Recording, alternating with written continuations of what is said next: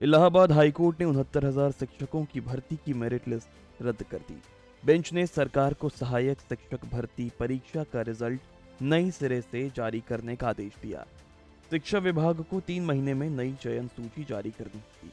Court में शिक्षकों की भर्ती में 19,000 सीटों पर आरक्षण घोटाला साबित हो गया।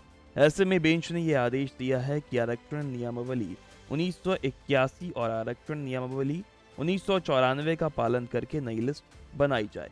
इससे पहले लखनऊ हाईकोर्ट की सिंगल बेंच भी ये मान चुकी है कि 69,000 शिक्षकों की भर्ती में 19,000 सीटों पर आरक्षण का घोटाला हुआ था। अब सवाल ये है कि नौकरी कर रहे लोगों का क्या होगा। तो नई मेरिट लिस्ट बनने से ये होगा कि जो टीचर इस भर्ती प्रक्रिया के तहत बीते 4 साल से सेवाएं दे रहे हैं, काम कर रहे हैं, वो सभी नौकरी से बाहर किए जा सकते हैं। हालांकि ये अभी तक स्पष्ट नहीं है। कोर्ट ने अपने फैसले में कहा कि नई मेरिट लिस्ट बनाते समय अगर कार्यरत शिक्षकों का नुकसान होता है तो उन्हें सेशन यानी सत्र लाभ दिया जाए, यानी वे करंट एकेडमिक सेशन तक पद पर बने रहेंगे। राज्य सरकार को 3 महीने में नई सूची जारी करने की कार्रवाई पूरी करनी होगी। सिंगल जज ने जनवरी 2022 के फैसले में 6800 अभ्यर्थियों की चयन सूची को खारिज कर दिया था। हालांकि डिवीजन बेंच ने उस फैसले पर कोई हस्तक्षेप नहीं किया है, लेकिन डिवीजन बेंच के फैसले से आरक्षित वर्ग की सीटों पर भारी उलटफेर होगा, जिससे कई लोगों की नौकरी खत्म हो सकती है। डिवीजन बेंच के फैसले के खिलाफ पीड़ित अभ्यर्थी और राज्य सरकार सुप्रीम कोर्ट में अपील कर सकती है।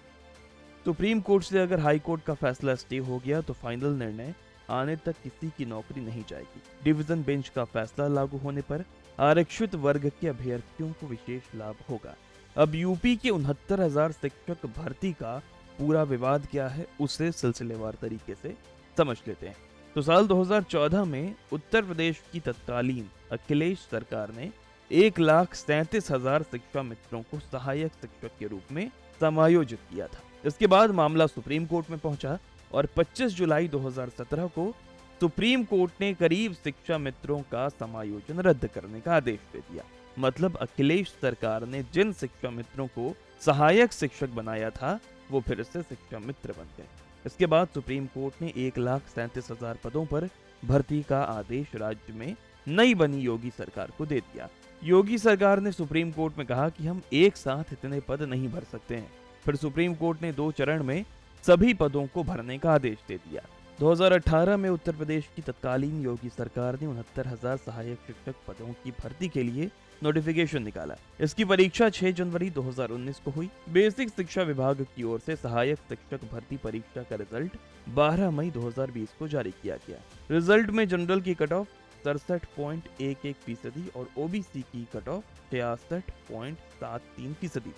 इसके तहत तकरीबन 68,000 लोगों को नौकरी मिली।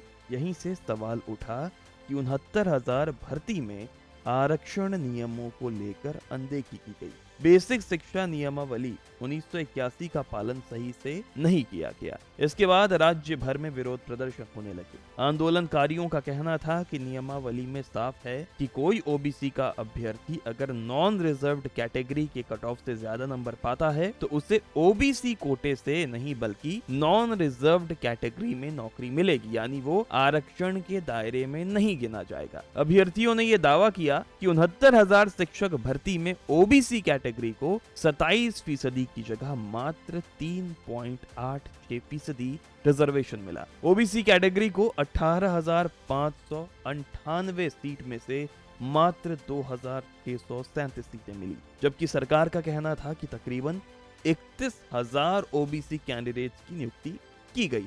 ओबीसी की तरह ही एससी कैंडिडेट्स ने 69,000 शिक्षक भर्ती में आरक्षण में गड़बड़ी का आरोप लगाया। उनका कहना है कि एससी कैटेगरी को भी 21% की जगह मात्र 16.6% रिजर्वेशन मिला है।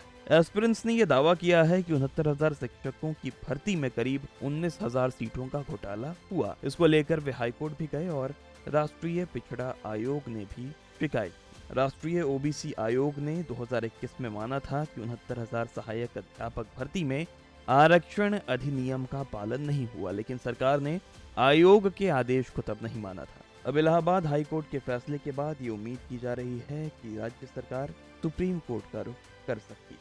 देखते हैं आगे क्या होता है। बाकी खबरों के लिए बने रहें टीवी 9 भरतपुर।